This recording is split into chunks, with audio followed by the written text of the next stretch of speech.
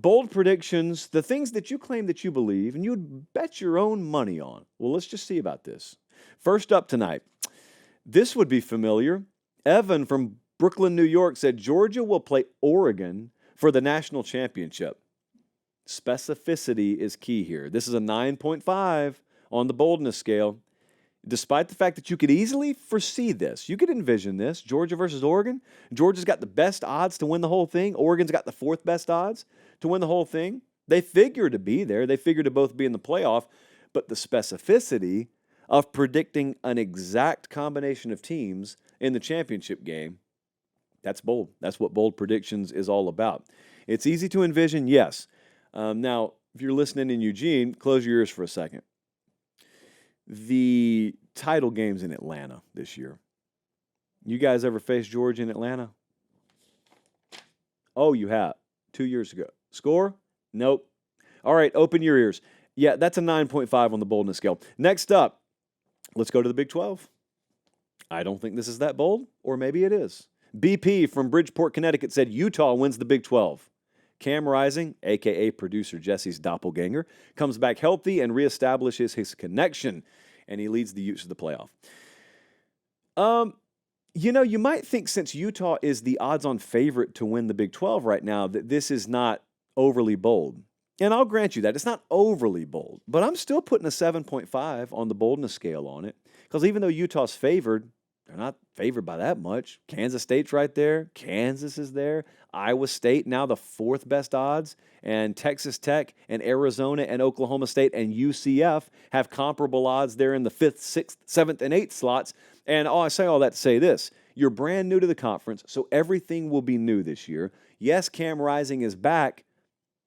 Let's not just automatically assume All-American caliber play. I'm happy to see him back. And also, there's a lot of competitive balance here. So predicting any one team, even the favorite, to win the Big 12, I think is bold. It's at least a 7.5 on the boldness scale. Also, there's a 2-game stretch here. If you're looking at the schedule, Colin's showing it to you on the screen right now. They go to Oklahoma State, second leg of a back-to-back road stretch there early in the season. They go there on the 21st of September, and then they got Arizona at home on the 28th, and then their first bye week. Let's get there. And then we'll reassess. Because if they're 4-0 or they're 5-0 at that point, they're off to the races, maybe overwhelming favorite. They do have Iowa State very late in the year. So a lot of newness here. You're going into a conference for the first time. Let's see, 7.5 on the boldness scale. Next up, kind of had a version of this the other day, but let's go back to the well. 229 Dog said Colorado does not make a bowl game. Well, that's a 6 on the boldness scale. It's not bold because their over-under win total is 5.5. So our friends in the odds-making community have it a little bit juiced to the over. So the feeling in Vegas is 5.5, 6 wins. If we simulated their season 10 times, that's about where they'd land. Well, 6 is a pretty important number in the whole bowl scheme of things. That game at Nebraska, week 2, how about that one? They got North Dakota State week 1. No, I'm not overlooking that. They got them in week 1 on a Thursday or a Friday, I think it is. So they go to Nebraska week 2.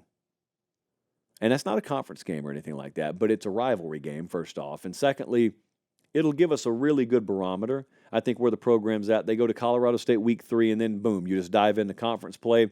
Now, I'm a believer. I got a theory on how Colorado fits into the Big 12. There is, I think, a falsely held belief out there that because Colorado's going to the Big 12, and the Big 12 is not chock full of 4- and 5-star talent, first-round NFL draft pick, future-type guys, that Colorado will have a better chance. Well, I don't necessarily believe that's true. You may have a couple of the best NFL draft prospects on your team. Travis Hunter especially is the best draft prospect in the entire conference out there. You may have that. What they have is they got a bunch of guys who have played together 4 years, 5 years, 6 years. They got incredible amounts of production that's returning, chemistry, cohesion, culture. Every Big 12 program is a virtual bowling ball on that front. So it's not like a rubber band ball that can come apart, the more pressure you put on it. That is not the way you're winning in the Big 12.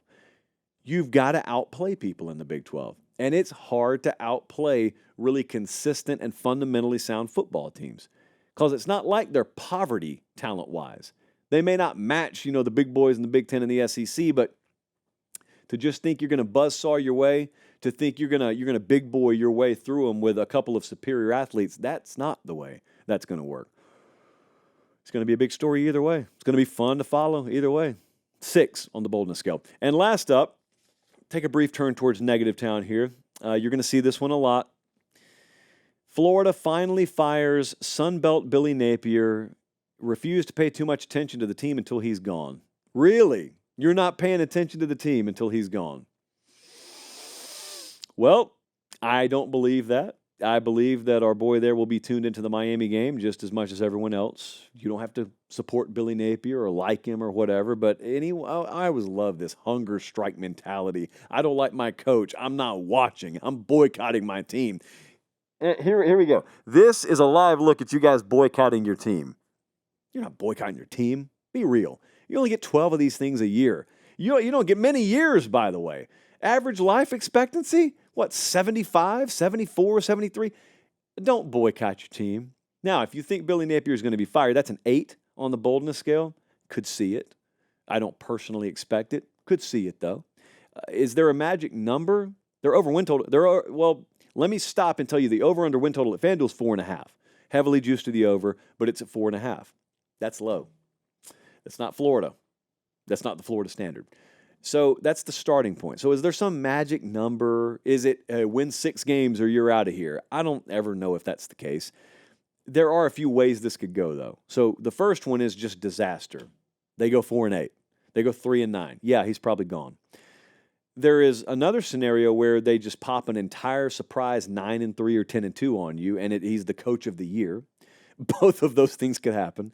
There is a third scenario, which I think is very possible, where Florida goes like 6-6 or 7-5, and every game's a dogfight. Every game's one possession. Every game makes you look at it, even the losses afterwards, and it makes you go, dude, they could have easily won this game. They don't feel like they're that far off. That is probably the most likely path. Now, whether they're +3 or -3 in the one possession outcome will determine whether Napier's the coach of the year or he's on the hot seat. And by the way, the margins being that thin is a perfect illustration of why hot seat talk is normally nonsensical and full of emotion instead of logic. There is also the path where they get totally derailed by injury, and he has a really bad record, but you could reasonably say, well, given the injuries, no one could have won this year. So any of a number of those could happen. I think it's an 8 on the boldness scale, only because I know it doesn't matter what gets said in summer. Once the live bullets start flying in the fall, and once emotion, floods into the equation, we've seen it too many times. I never make definitive statements on this stuff. I don't normally do it during the season. I don't ever root for it. I don't normally make them during the season, though. So I'll tell you, like I've told you a few times, that is an organization down there that has its act together. The records haven't been what you want them to be yet. It is not for lack of purposeful direction. I personally feel that they know what they're doing. Having said that, it is a results-oriented business, and you've got to deliver, or no amount of people talking positively about you in a microphone or you talking positively about yourself at press conferences is going to matter. Everybody gets that. Billy Napier gets that. So we'll see. We will see.